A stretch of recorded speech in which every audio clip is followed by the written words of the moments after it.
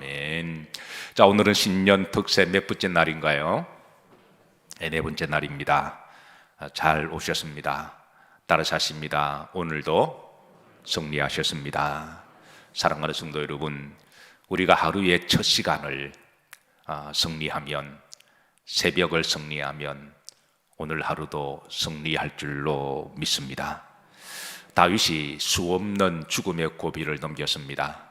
그러나 그가 결국은 믿음으로 승리할 수 있었던 것은 그가 바로 비결을 시편 57편 7절에서 그렇게 밝혀주고 있는데요. 자, 따라서 하십니다. 하나님이여, 내 마음이 확정되었고 확정되었사오니. 이게 확정이라는 말을 두 번 사용하는 그런 히브리 문법은 우리와 조금 달라서 최상급을 표현할 때 사용하는 말입니다. 우리는 원급, 비교급, 최상급 이렇게 문법적으로 3단계로 마음을 표시하잖아요. 근데 히브리 문법은 두 번을 반복하면 그게 최상급의 마음의 표현이었는데요. 지금 다윗이 내 마음이 확정되었고 확정되었다고 하는 것은 분명하게 뜻을 세웠다고 하는 것이죠. 그런데 그 확정된 뜻이 무엇이냐? 8절 흐름대로 보면 따라서 하십니다. 내가 무엇을 깨우리로다? 새벽을 깨우리로다 그랬습니다. 새벽을 깨운다라고 하는 것은 아침에 일찍 일어나서 뭐 일을 한다라고 하는 뜻이 아니라 바로 믿음으로 살겠다고 하는 고백이죠. 하나님께 예배와 기도로 살겠다는 고백입니다. 그리고 성도의 정체성을 잃지 않고 살아가겠다고 하는 뜻입니다. 그리고 하나님의 사명 따라 살아가겠다고 하는 하나님 앞에 다짐이었습니다. 사랑하는 성도 여러분, 다윗이 결국은 하나님이 이제 그 뜻을 받으시고 기쁘시게 받으셔서 다윗을 존귀하게 높이셨어요. 그리고 마침내 왕이 되었습니다. 근데 그가 왕이 되고 난 다음에 그의 마음이 확정된 것, 새벽을 깨우며 하나님 앞에 예배와 기도를 시작하고 내 시간 주인 되시고 그리고 내 생명의 주인 되시고 나를 이 자리에 앉게 하신 것은 이때를 위함이 아니냐, 늘 성도의 정체성을 기억하며 그가 왕의 자리에서도 새벽마다 일어나서 하나님 앞에 예배와 기도를 시작했을까요? 아니면 안 했을까요? 그건 여러분 스스로 한번 답을 해 보시기를 바랍니다. 분명한 것은 우리가 하나님의 사명을 잘 감당하면 하나님은 따라서 하십니다. 덤의 축복을 주십니다. 왜냐하면 뭔가 사명하려면 뭔가 있어야 되잖아요. 건강도 필요하고 그리고 또 물질도 필요하고 때로는 사람도 필요하고 그래서 뭔가 하려면 뭔가 필요합니다. 그런데 하나님은 채워주십니다. 그것은 사명 감당하라고 채워주시는데 올 한 해 힘들고 어려운 그런 우리가 시대를 살아가지만 여러분 마음에 확정되고 확정되었던 뜻을 한번 세워보시고 그래서 여러분들이 필요한 덤의 복을 올 한 해 마음껏 누리시기를 주의 이름으로 축복합니다. 자, 오늘 본문 말씀에 주신 기도 제목과 또 말씀의 제목은 따라서 하십니다. 이 땅에 교회를 치유해 주옵소서. 자, 여러분들 하나님의 생명의 말씀으로 인도합니다. 하나님께서 말씀하시기를 역대하 7장 16절입니다. 자, 따라서 하십니다. 내가 이미 이 성전을 택하고 내가 이미 한국 교회를 택하고 내가 이미 영일 교회를 택하고 이 부분에서는 아멘 한번 하고 들어가십시다. 아멘. 하나님이 우리 영일 교회를 택하셨습니다. 한국 교회를 택하셨어요. 택하고 거룩하게 하여 거룩하게 하여 교회와 성도의 첫 번째 우리가 지켜야 될 믿음이 있다면 거룩성인 줄로 믿으시기를 주의 이름으로 축복합니다. 거룩하게 하여 내 이름을 따라하십니다. 내 이름을 여기에 교회에 영일교회에 항상 있게 하였느니라. 내 눈과 내 마음이 여기에 항상 있으리라. 네, 하나님이 하신 말씀이에요. 제가 한 말이 아니라 하나님이 하신 말씀입니다. 우리 성도는 여러분 성전의 복이 있어야 돼요. 한국 사람들이 새해 복 많이 받아서 인사하는데 그건 세상적인 인사죠. 그러나 우리 성도들은 교회의 복이 있기를 기도하셔야 됩니다. 우리가 믿음 생활하면서 좋은 교회를 만난다고 하는 것은 복입니다.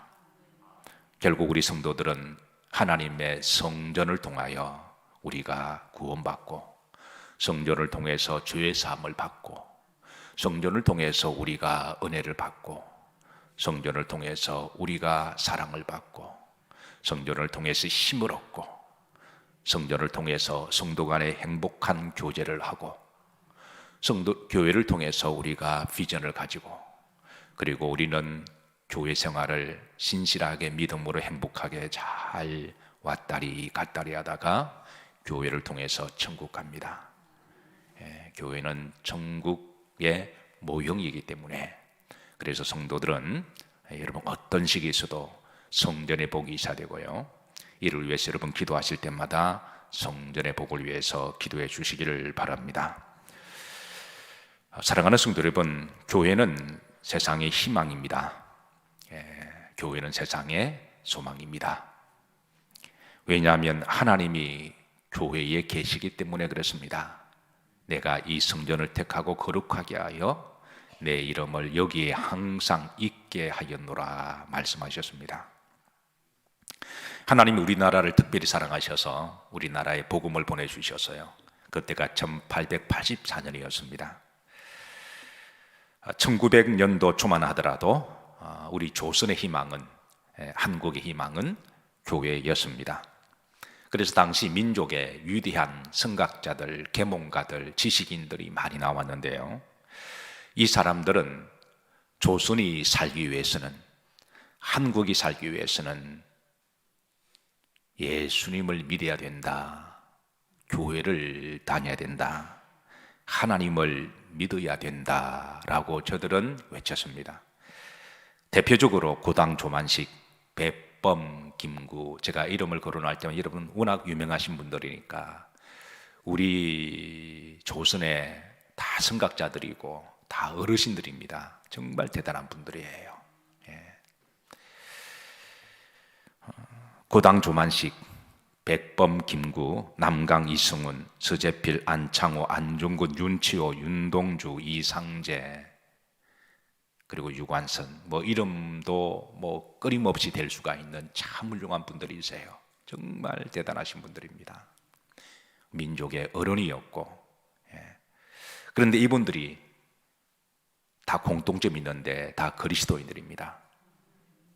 그래서 이들은 역사가 어둠 속에 깜깜하게 짙어 있을 때에 우리 조선의 유일한 살 길은 예수님을 믿는 것입니다.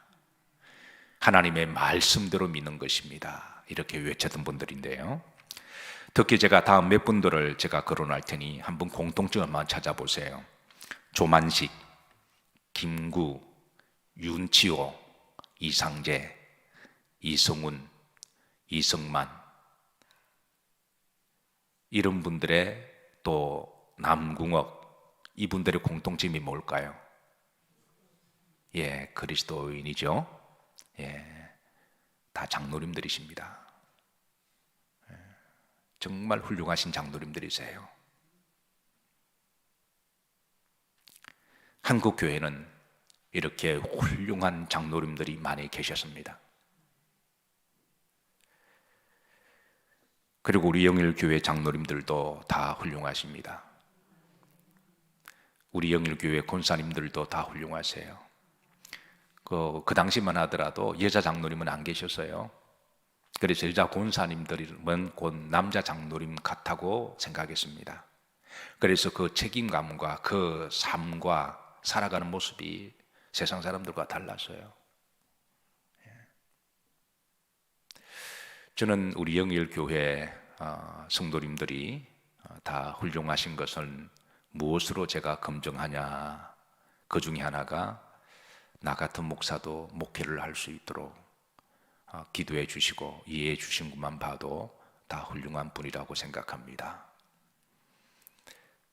어쨌든 이렇게 당시 훌륭한 장로님들, 훌륭한 권사님들, 그런 분들의 본이 우리 영일교회에 때로는 무겁고 부담스럽기는 하지만 우리의 모델이 되기를, 오늘 이 시대에 직분이 너무 이렇게 좀 너무 가벼워지지 않았나, 그런 시대에, 그러나 어떤 분은 그 직분의 무게와 그 가치와 존귀함을 깨달아서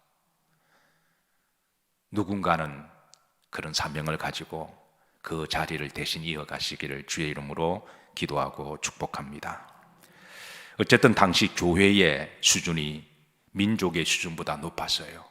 민족의 이상가치, 민족의 어떤 이념보다도 교회의 이념과 교회가 제시하는 그 방향이 더 존경을 받았고 더 가치가 있는 그런 시대가 되었습니다.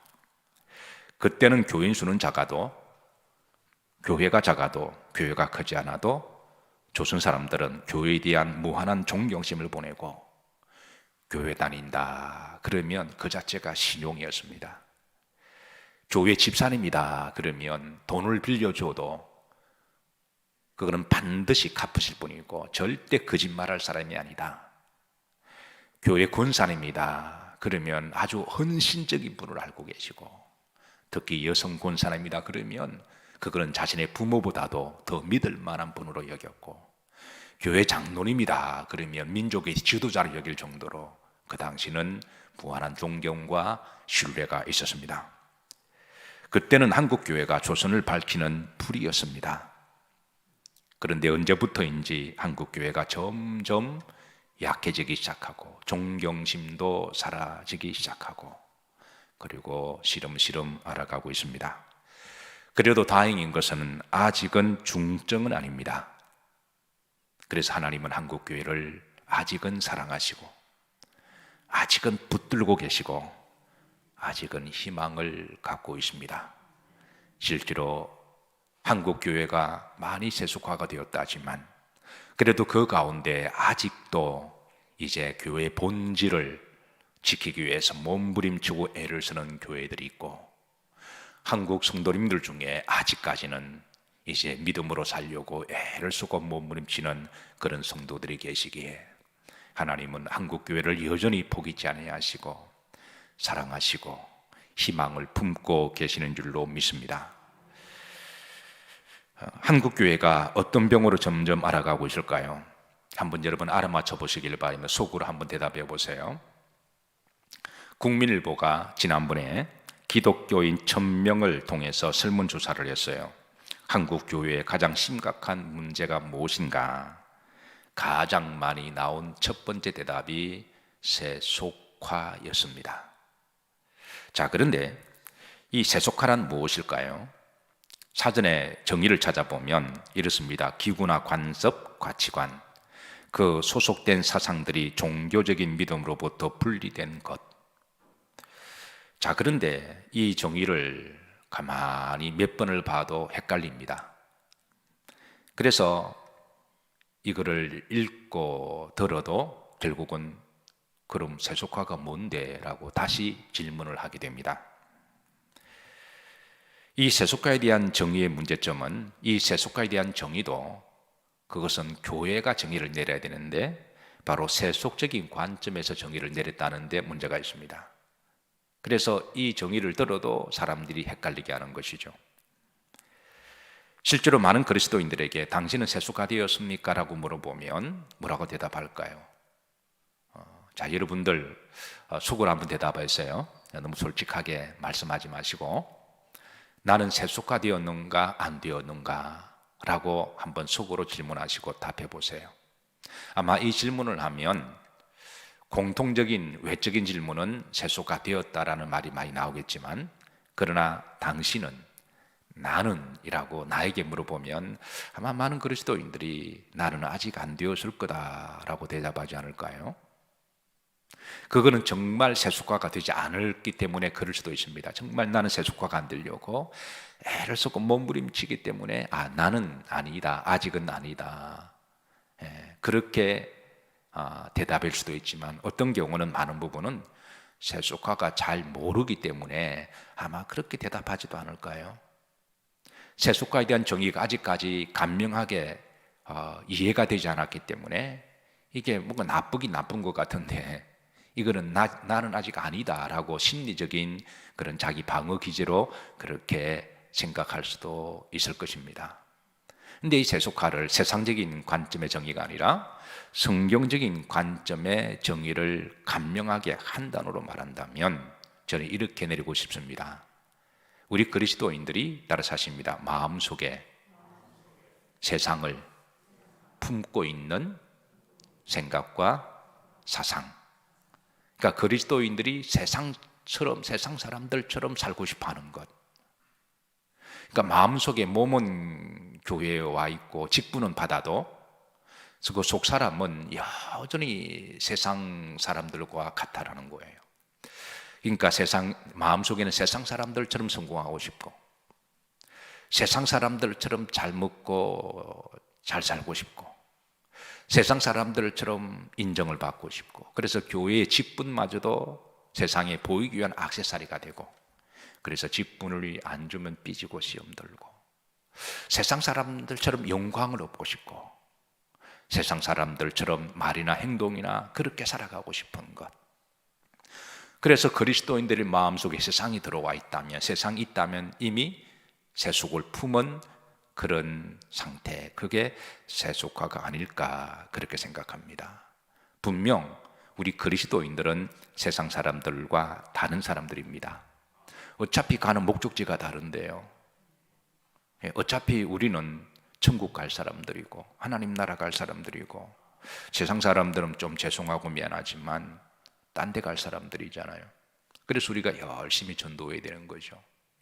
어차피 가는 목적지가 다른데, 그리고 성경에 어차피 우리가 사는 목적이 다르잖아요. 우리는 먹든지 마시든지 무엇을 하든지 하나님의 무엇을 위하여? 영광을 위하여. 근데 세상 사람들은 자기 영광이잖아요. 그런데 우리가 신앙생활을 한다고 하면서도 세상의 영광을 위해서 살아간다면 이미 세속화가 된 것이라고 하는 것이죠. 목적이 다르고 영광이 다르니, 살아가는 삶의 영광이 다르니 살아가는 방식도 다른 거죠. 그래서 우리 그리스도인들은 이 거룩성을 지키고 살아가는 것, 성도의 정체성을 잃지 않고 살아가는 것, 그리고 말이나 행동이 다른 거죠. 그래서 우리가 그렇게 살아가는 게 바로 성도의 정체성인데, 그런데 세상 사람들처럼 말하고 행동하고 그렇게 한다면 이미 세속화가 된 것이라고 자가 진단을 해볼 수가 있습니다. 사랑하는 성도 여러분, 여러분들의 마음속에, 우리 그리스도인들의 마음속에 세상을 잉태하지 않고 세상을 품지 않고 성도의 정체성을 늘 기억하고 주여 내 마음이 확정되고 확정되어 사오니, 그렇게 믿음으로 살아가시기를 주의 이름으로 축복합니다. 이미 한국 교회는 세속화라고 하는 아이를 잉태하고 있습니다. 호세아서에 보면 하나님이 호세아에게 아내 고멜에 대한 스토리를 이야기해 주세요. 그런데 이 고멜이 음란한 여인이었습니다. 그래서 아이를 낳았습니다. 결혼을 하고 부부로 살아가면 가장 지켜야 될 첫 번째 도리와 책임이 있다면 일을 잘하고 빨래를 잘하고 돈을 잘 벌어오고, 이건 피차간에 그런 게 아니라 서로에 대한 순결성, 거룩성을 지키고 살아가야 되잖아요. 다른 거는 좀 부족해도, 그래도 좀 성격이 좀 모나도, 좀 능력은 없어도 부부간에 대한 신뢰, 그건 거룩성, 순결성은 부부간에 지켜야 될 첫 번째의 그건 자세고 도리잖아요. 그런데 이 고멜이라는 여자가 남편 호세아를 만나고 살면서도 몰래 음란한 짓을 했습니다. 그래서 아이를 낳았어요. 이 아이가 남편 호세아의 아이였을까요? 아니면 외간 남자의 아이였을까요? 아들을 낳았는데 이스라엘이라고 호세아가 이름을 정해 주었습니다. 근데 아무리 봐도 이 호세아 느낌에 있어서는 이게 지 자식이 아닌 것 같아요. 이 고멜이라는 여자가 가슴에 마음에 품었던 잉태했던 자식이 자기 자식이 아니라 이렇게 보니까 그런데 심정은 있는데 물적은 없어요. 그래서 이름을 이스라엘이라고 이름을 짓습니다. 뜻은 하나님이 심으신다. 이때만 하더라도 그래도 호세아가 아내를 사랑했던 것 같습니다. 심정은 있는데 물적은 없어서 그래도 설마 아니겠지 하면서 믿음으로 이름을 줘요. 그리고 얼마 있다가 아내가 둘째를 임신했습니다. 그리고 출산했는데 이번에는 딸입니다. 그런데 이번에는 가만히 보니까 이건 정말 자기 자식이 아닌 것 같아요. 그래서 호세아가 고민하다가 이름을 따라서 하십니다. 로루하마라고 짓습니다. 이름의 뜻은 긍휼을 받지 못할 자라는 뜻이에요. 그러니까 호세아서가 볼 때 이 자식은 분명 내 자식이 아니다. 그래서 호세의 마음에 상처를 받아서 이제 이름을 도저히 긍휼할 수 없는, 그래서 이름을 그렇게 지어줬는데요. 사실 율법에 의하면 음란한 아내는 이혼을 할 수가 있습니다. 그런데 하나님은 호세아에게 그 아내를, 음란한 아내를 버리지 말라고 그러세요. 데리고 살라고 말씀하십니다. 그리고 얼마 있다가 또 자식을 낳았습니다. 셋째를 낳았습니다. 참으로 이 고멜이라는 여인은 자식도 잘 낳습니다. 첫 번째는 아들, 두 번째는 딸, 세 번째는 아들, 딸, 아들, 골고루 참 이 자식도 잘 낳습니다. 그런데 그 세 번째 아들 이름을 따라서 하십니다. 로암미라고 이름을 쳤습니다. 이름의 뜻은 내 자식이 아니다. 그러니까 호세아가 볼 때는 이제는 얘는 내 자식이 아니다. 이거 완전히 한 거죠. 호세아 1장 9절입니다. 다 같이 한번 합독합니다. 여호와께서 이르시되 그의 이름을 로암미라 하라. 너희는 내 백성이야 아니요 나는 너희 하나님이 되지 아니할 것임이라. 분명히 세속을 품은 그 자식이 출산했는데 이거는 하나님의 자식이 아니라는 거예요. 그리스도인들이 세속화 되어서 이게 잉태하고 있다가 품었는데 살아가는 삶의 모습은 세상 사람들처럼 살아가는 거예요. 하나님이 볼 때 쟤는 내 자식이 아니다. 그렇게 로함이라고 이름을 지어주십니다. 근데 참으로 놀라운 것은 하나님이 이 호세아에게 아내를 버리지 말라 그러세요. 하나님께서 더 놀라운 말씀은 아내를 버리지 말라. 더 놀라운 말씀은 하나님은 고멜이 낳은 자식들을 하나님이 고치시고 회복시켜 주셔서 하나님의 자녀로 삼아 주시겠답니다. 도대체 이 하나님의 마음은 얼마나 넓으신지요. 이 음란한 여자가 낳은 음란한 자식들을 하나님이 용납해 주시겠다라는 거예요. 그리고 하나님이 그 자녀들을 모리알처럼 번성하게 하겠고 내 자식이 되게 할 거다. 그게 바로 호세아 1장 10절입니다. 다 같이 합독합니다.